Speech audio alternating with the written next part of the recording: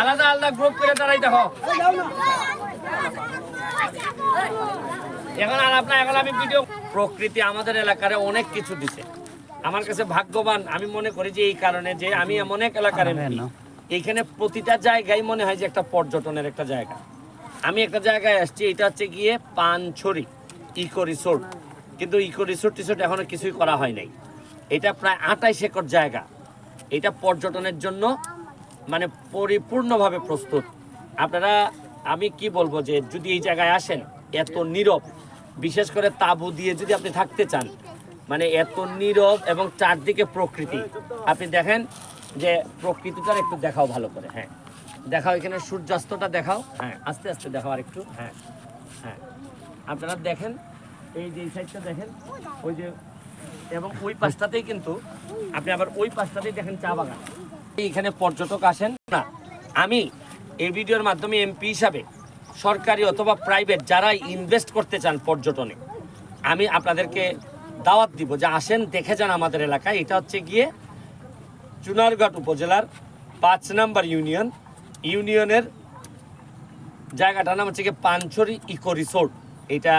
এটা বলে সবাই চিনে এবং মাত্র 1 কিলোমিটার রাস্তা, যেটা এখনো এই ইটসলিং আছে। এটা আমি এমপি হিসাবে আগামী কয়েক মাসের মধ্যে এই জায়গাটা পাকা করে দিব।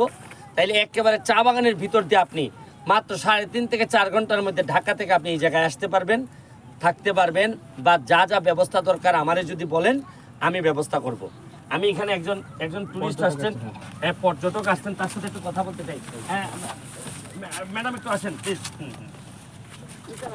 হ্যাঁ হ্যাঁ ম্যাডাম, আপনি তো ঢাকা থেকে আসছেন, এখন দেখতেছেন, এটা কেমন লাগতেছে একটু যদি বলতেন।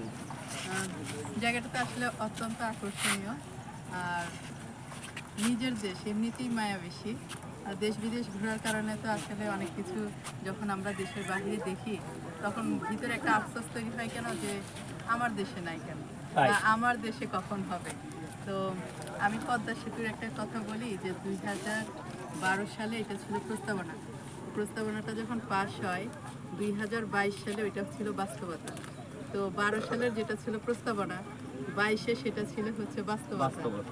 আপনি যে স্বপ্নটা দেখছেন এই চুনারঘাট মাধবপুর নিয়ে, বা এই এরিয়াতে এসেই যখন বলতেছিলেন যে এখানে অনেকগুলা তাঁবু দিয়ে খুব চমৎকার একটা রিসোর্টের মতো একটা ব্যবস্থাপনা, আসলে তো জায়গাটা অসাধারণ।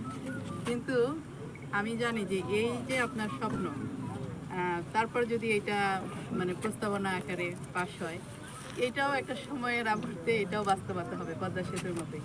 কিন্তু আমার আপনাকে একটা কথা বলার, আপনি আপনার আম্মুকে বলবেন সেজন্য আপনার জন্য এই বলে দোয়া করে আপনার জন্য বার্ধক্যজনিত স্বাভাবিক মৃত্যু হয়। কারণ বার্ধক্যজনিত স্বাভাবিক মৃত্যু এই জন্য আপনাকে দেশের লোকের অনেক দরকার। না আমি জানি না, আমি আসলে এই ভিডিও থেকে বিদায় নেওয়ার আগে আপনাদের সবাইকে দাওয়াত দিয়ে নিচ্ছি যে আমার কাছে মনে হয় আমার যতটুকু সব ক্ষমতা আছে, প্রতিটা এলাকারই কিছু না কিছু বৈশিষ্ট্য থাকে, এই কারণে এলাকাটার অনেক দূর নিয়ে যাওয়া যায়।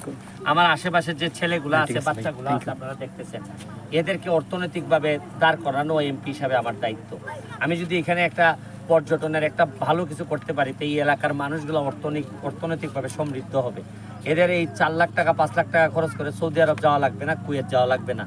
নিজের দেশে বসেই আপনারা জানেন যে আমার এলাকায় ফেসবুক ব্যবহার করে এখন হাজার হাজার ডলার আমাদের ছেলে মেয়েরা ইনকাম করতেছে। ভাই আমরা কি ছোট্ট একটা আইকিউ টেস্ট করবো যে এইখানে পর্যটন নগরী হলে কিভাবে এইখানকার অধিবাসীরা আর্থিকভাবে বেনিফিটেড হবে, ওনাদেরকে এই বিষয়ে কোনো ধারণা আছে কিনা? না, এখনো পুরোপুরি আসলে এই এলাকার মানুষ এখনো বুঝে উঠতে পারে নাই, অল্প অল্প করে বুঝে উঠতে পারবে। দেখেন কক্সবাজার শুধু সমুদ্র থাকার কারণে এই এলাকার মানুষ অর্থনৈতিকভাবে অনেক উপরে চলে গেছে। এইটা একটা স্বাভাবিক। এখানেও যদি আপনি পর্যটক নিয়ে আসতে পারি, দেখবেন এই এলাকার মানুষের ভাগ্য বদলাই দিতে পারবো। আমি জন্মের পরে আমার যে এলাকাটা পাইছিলাম, অথবা এমপি হিসাবে শপথ নেওয়ার সময় যে এলাকা পাইছিলাম, আমি মৃত্যুর আগে এর চেয়ে ভালো একটা এলাকা রেখে যেতে চাই। শুধু এলাকা না, আমার চেয়েও আরও যোগ্যতা সম্পন্ন মানুষ আমি এলাকায় রেখে যেতে চাই, তাতে আমার মৃত্যু অনেক বেশি শান্তিপূর্ণ হবে, সার্থক হবে। আজকের মতো বিদায় নিচ্ছি পানছড়ি থেকে, পানছড়ি ইকো রিসোর্টের জায়গা থেকে। ভালো থাকবেন, সুস্থ থাকবেন।